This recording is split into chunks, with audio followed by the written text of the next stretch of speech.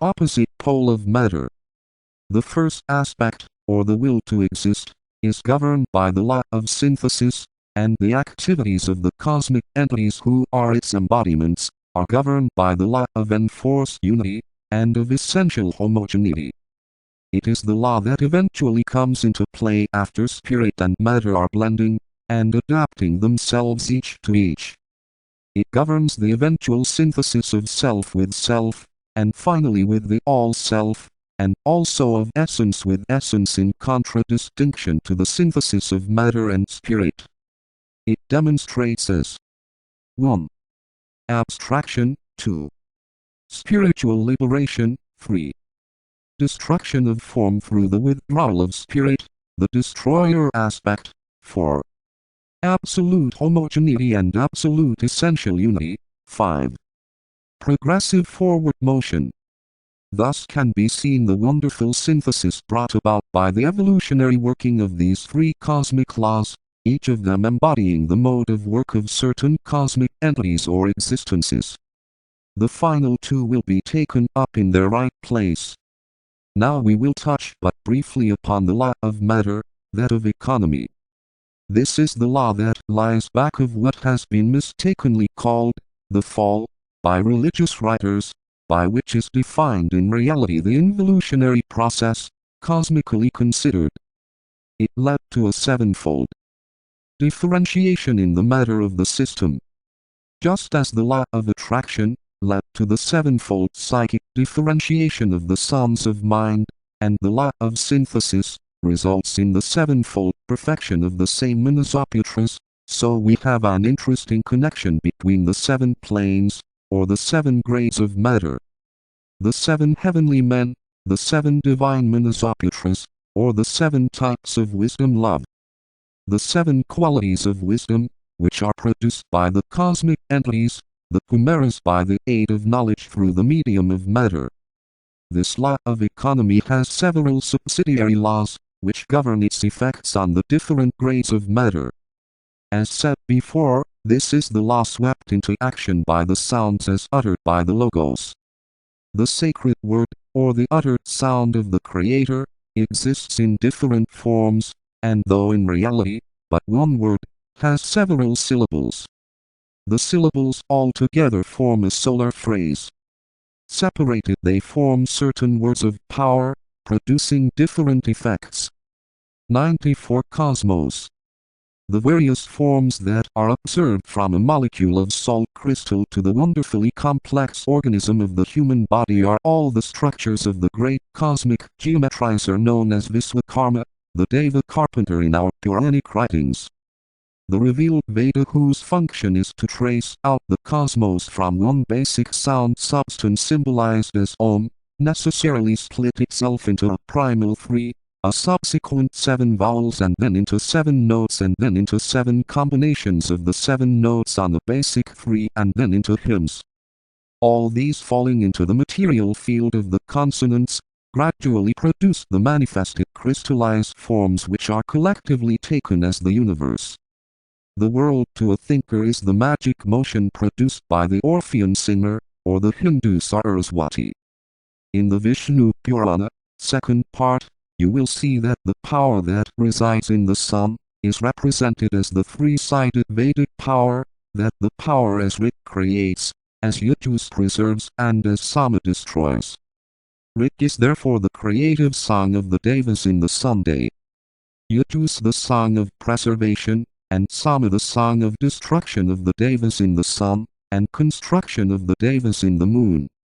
Rik therefore is the song of the Devas, and Sama the song of the Pitras, and Yajua the intermediate song. The functions of the Vedas must of course vary according to the standpoint. If you take the Pitras, Sama is their constructive song, and Rik is their destructive note. The three Vedas correspond to every trinity in nature, and I request you will search for further information in the Madhya Puranas. Of the various karmic agencies wielded by man in the way of molding himself and surroundings, sound or speech is the most important, for to speak is to work in ether, which of course rules the lower quaternary or elements, air, fire, water and earth. Human sound or language contains therefore all the elements required to move the different classes of devas, and those elements are of course the vowels and the consonants. The details of the philosophy of sound in its relation to the devas who preside over the subtle world, belong to the domain of true mantra sastra, which of course is in the hands of the knowers. From some thoughts on the Gita. 92. The great word that peals through 100 years of Brahmi or persists in reverberation throughout a solar system, is the sacred sound of Aum. In differentiation and as heard in time and space, each of those three mystic letters stands for the first letter of a subsidiary phrase, consisting of various sounds. One letter, with a sequence of 4 sounds, makes up the vibration or note of Brahma, which is the intelligence aspect dominant in matter. Hence the mystery hidden in the pentagon, in the 5th principle of mind, and in the 5 planes of human evolution. These 5 letters, when sounded forth on the right note, give the key to the true inwardness of matter, and also to its control, this control being based on the right interpretation of the law of economy. Another phrase, this time of 7 letters, or a letter for each of the 7 heavenly men, embodies the sound or note of the Vishnu aspect, the second aspect logoic, the form-building aspect. By its correct or partial sounding, by its complete or incomplete reverberation, are the forms built and adapted. The law of attraction finds expression in the manipulation of matter, and its welding into form for the use of spirit.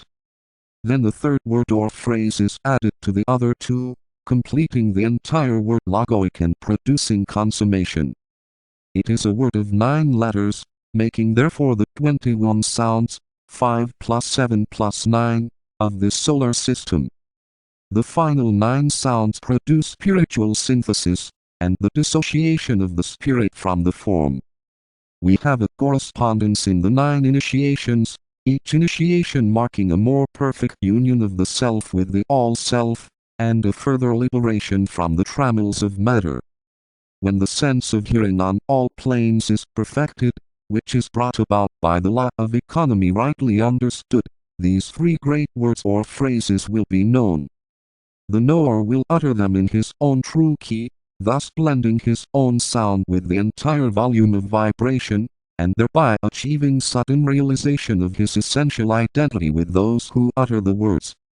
As the sound of matter or of Brahma peals forth in his ears on all the planes, he will see all forms as illusion, and will be freed, knowing himself as omnipresent. As the sound of Vishnu reverberates within himself, he knows himself as perfected wisdom, and distinguishes the note of his being, or that of the heavenly man in whose body he finds place, from the group notes, and knows himself as omniscient.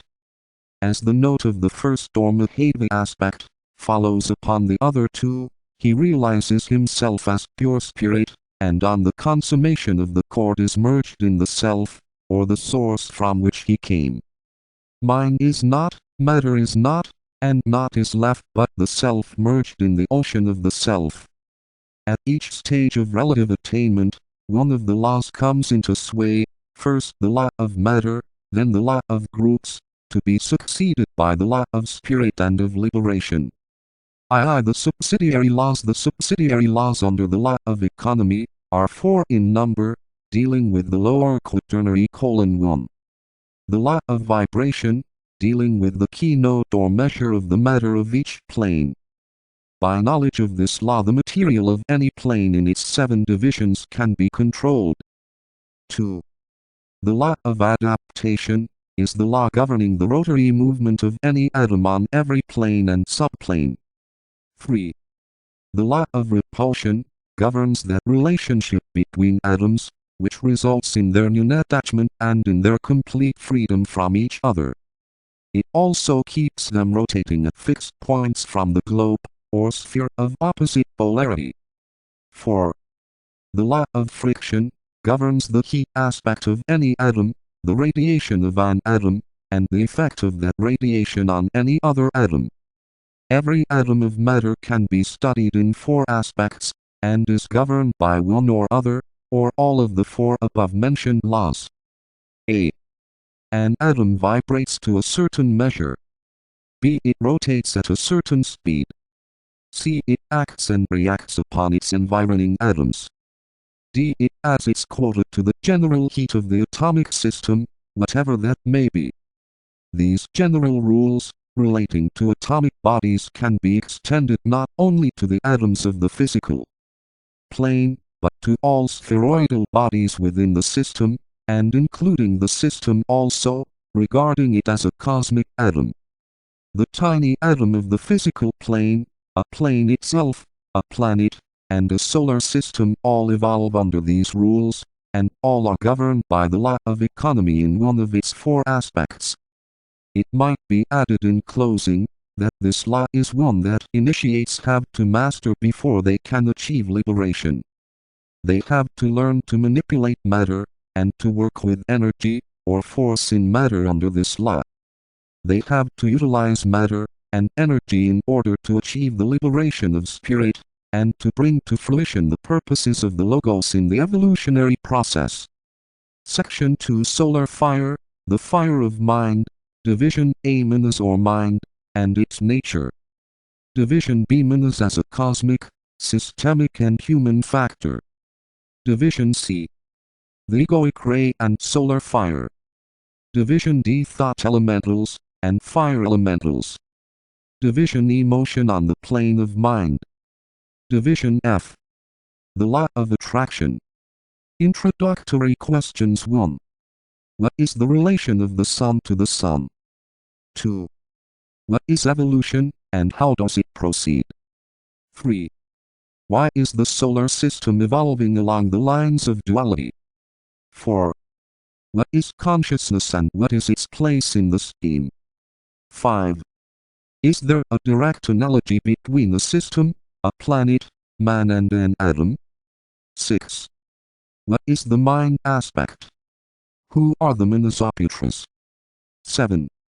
Why is the progress of evolution cyclic? 8. Why is knowledge both exoteric and esoteric? 9. What is the relation between A. the 10 schemes, B. the 7 sacred planets, C. the 7 chains in the scheme, D. the 7 globes in the chain, E. the 7 rounds of the chain, F. the 7 root races and subraces? Before taking up the subject of the fire of mind under the schedule already outlined, it might be of profit, if certain facts are here pointed out, and 1 or 2 points clarified. The subject we are undertaking to elucidate is one of profound mystery, and is the basis of all that is now seen, and known, both objectively and subjectively. We have somewhat studied that pole of manifestation called matter. The subject we are now entering upon concerns several things which might be considered in general terms as consciousness, and in specified terms as including the following subjects, hence its fundamental importance. A. The science of objectivity. B. The manifestation of the sun through the sun and its attendant spheres, or the solar system in its entirety. C. The evolutionary development of consciousness in time and space, therefore, the evolution of spirit and matter. If the above 3 fundamentals are studied, it will be